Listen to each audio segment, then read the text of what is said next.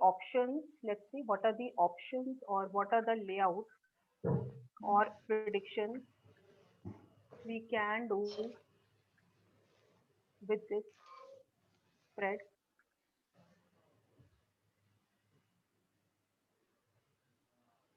Okay, with this 12 card spread that we have done here. So the first that you can do is, number one is a overall analysis of 12 houses, which is like the entire kundli of that person. ठीक है? Yes, तो इसमें house by house बताएंगे. First house से हमें उसकी personality, second house से finances, finance. Okay, Third house से communication. थर्ड हाउस से कम्युनिकेशन और उनकी करेज, है ना, और फोर्थ से उनका होम एनवायरनमेंट और उनकी इमोशनल हेल्थ, फिफ्थ हाउस से उनकी progeny and love affair, sixth house से उनका service, that is job, Service. and also if he has any loans etc and any health issues if they are there specifically, then sixth house also. Seventh house से उनकी marital life या उनके spouse की nature, या अगर वो किसी business में है तो उनकी बिजनेस पार्टनरशिप के बारे में आप क्या बता सकते हैं. एट्थ हाउस से हमें पता चलता है what is the weakness area in that kundli, where he needs to work in this lifetime. तो वहां पे थोड़ा सा आपका पर्पस आ जाता है, सोल पर्पस अगर आपको फाइंड करना है तो आप एट्थ हाउस देख सकते हो. ठीक है, तो कि किस चीज पे काम करना है, plus spirituality. Okay, anything related with spirituality, check the eighth house. Then ninth house is your Bhagyasthan. So you look at the overall destiny favoring you. भाग्य आपका साथ दे रहा है नहीं दे रहा है. आप उससे लॉन्ग जर्नीज भी देखते हैं और उससे हायर स्टडीज भी देखते हैं. ठीक है, नाइन्थ हाउस हो गया. फिर टेंथ हाउस से हमें कर्म स्थान होता है, तो टेंथ हाउस में हमें क्या पता है? टेंथ हाउस से हमें उनकी सेल्फ एम्प्लॉयमेंट, उनकी प्रोफेशनल एडवांसमेंट, उनकी ग्रोथ और उनकी identity. Okay, things like will I be well settled in society, will I have respect in the society and all, ये सब आप टेंथ से देखो. 11th से हम लोग गेम्स देखते हैं, विश फुलफिलमेंट देखते हैं कि लाइफ में पर्सन को गेम्स किसके थ्रू हो सकते हैं, कैसे हो सकते हैं, और क्या उनकी लाइफ जनरली हैप्पी और पीसफुल और प्रॉस्परस रहेगी, वो आप देखोगे. और ट्वेल्थ हाउस में कि एक तो वो होता है स्पिरिचुअलिटी के लिए देखेंगे आप. दूसरा कोई कोई बॉन्डेजेस या कोई ऐसे लाइफ लॉन्ग बर्डन तो नहीं है उनके ऊपर, and large amount of expenses.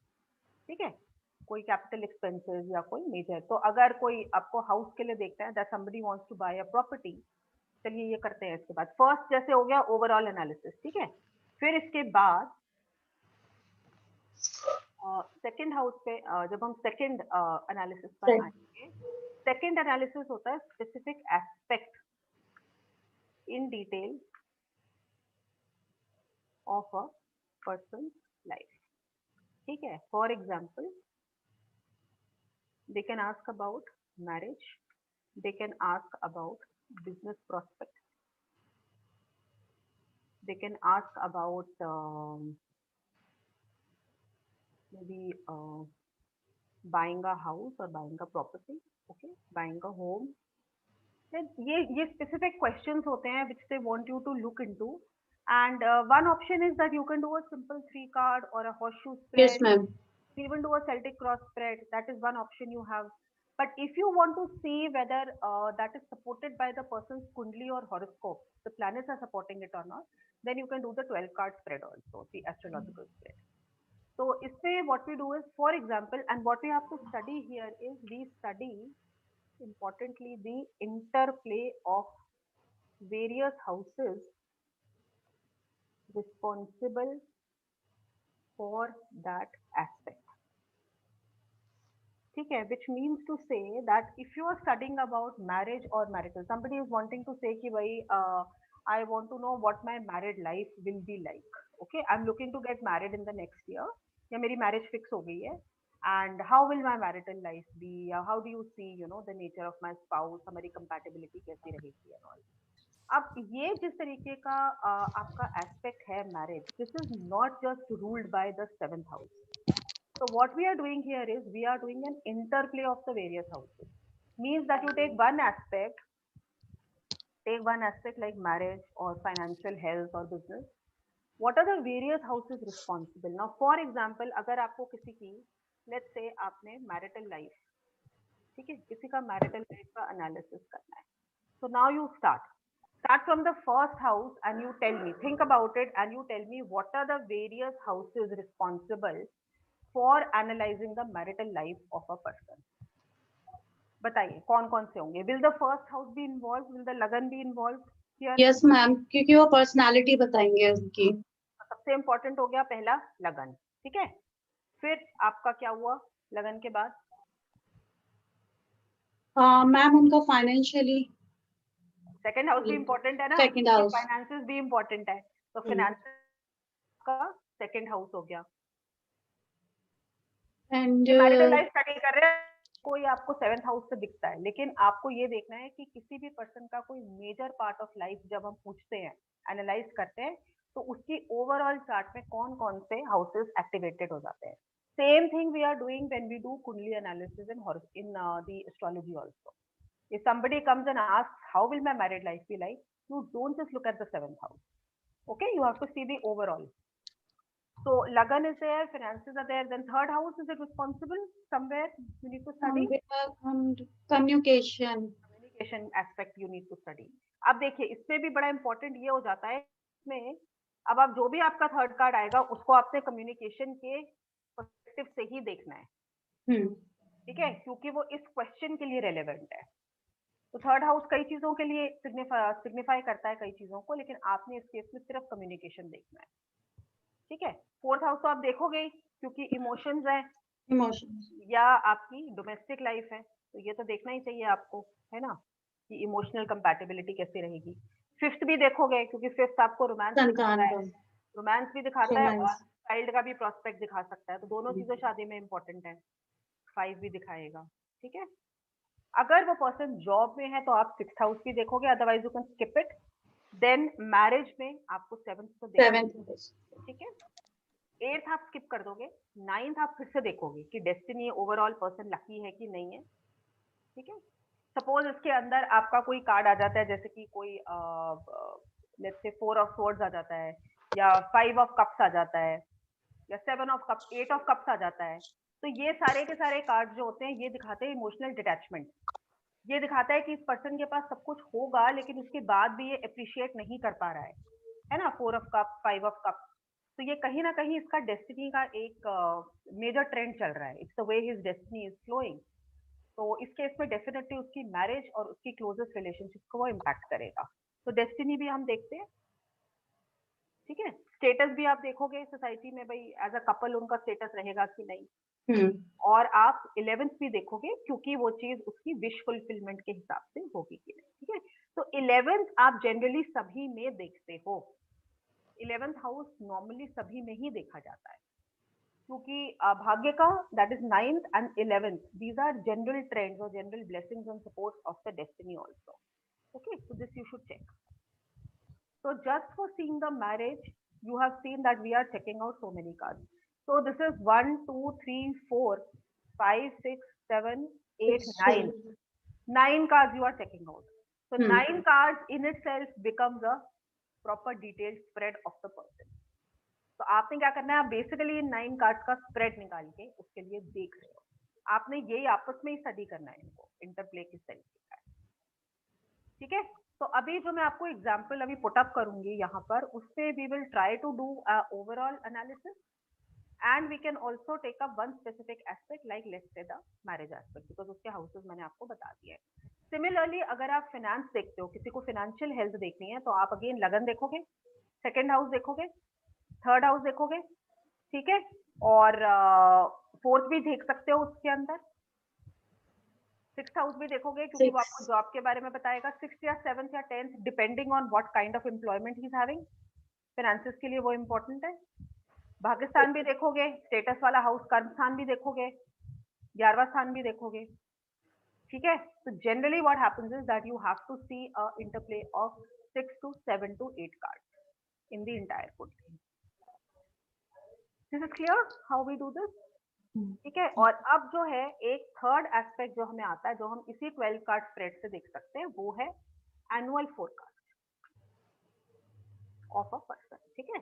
तो कोई आपसे आके पूछ सकता है कि एनुअल फोरकास्ट मेरा ये वाला, जिसको हम लोग हिंदी में वर्षफल कहते हैं, ठीक है, ये साल मेरे लिए कैसा जाएगा, या मेरे को ये वर्षफल निकालना है, वर्ष कैसा जाएगा मेरे लिए, इसको फलित कीजिए।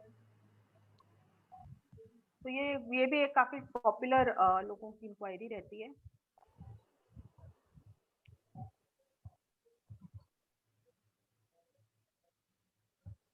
Okay, so annual forecast of a person, Vashfal.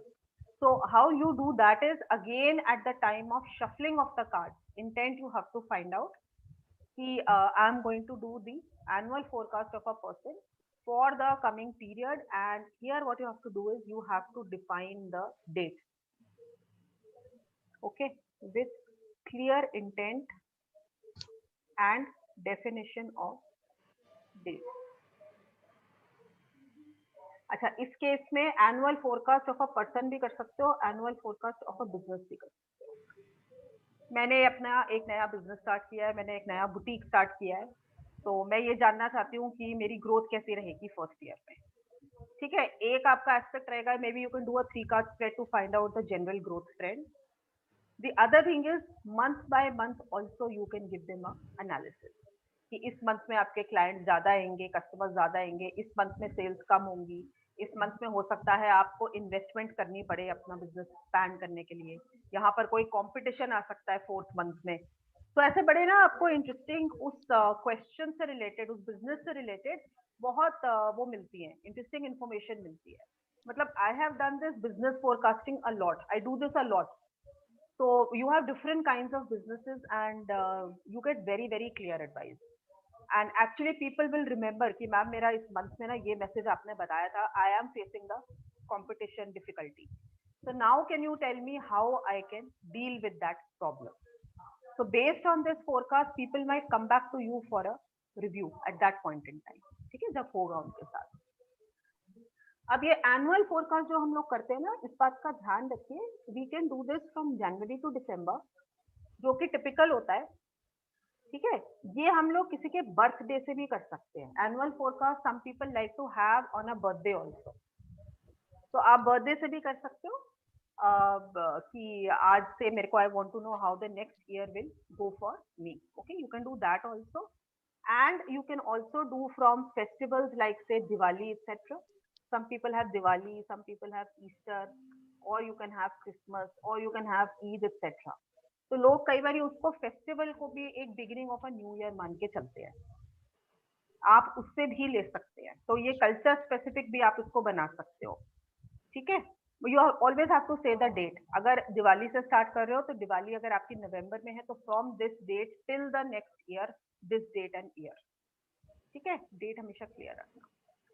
और एक चीज हमारी क्या होती है, जैन टू दिसंबर हो गया, और एक हमारा बर्थडे का हो गया, और एक आपके पास कभी भी कोई रैंडम डेट रीडिंग आ सकती है कि भाई I want to know how the next year, I mean today if a person comes to you, you know today, like उसका कोई ऐसा स्पेशल सिग्निफिकेंस नहीं है, it's just that now ruling planets are important, he was destined to get a reading from you at this point in time. आज से उसकी guidance जो है वो डेस्टिन्ड थी, तो उसको आप आज की डेट से भी स्टार्ट करके और नेक्स्ट 1 ईयर की रीडिंग दे सकते हो। तो ऐसे में आप क्या करोगे, जैसे 25th को अगर स्टार्ट हो रहा है ऑफ अ मंथ, तो 25th to 25th of the next month will be the first month. You have to write this down because some people also ask for a written reading. They don't remember ना, आप तो बहुत सारी information दोगे इनको, they will not remember so much. They will say कि either I will note it down or you please note down and give me the reading report. So always mention the date on the top, reading for this month, this date to this date, and then you do your reading, okay? And for 1 month, generally you should write about 5 to 6 lines. 5 to 7 lines are good enough. अगर आपको इस तरीके की report annual forecast बना के देना होता है, ठीक है। तो ये क्लियर हो गया कि आपको किस तरीके से देखना है।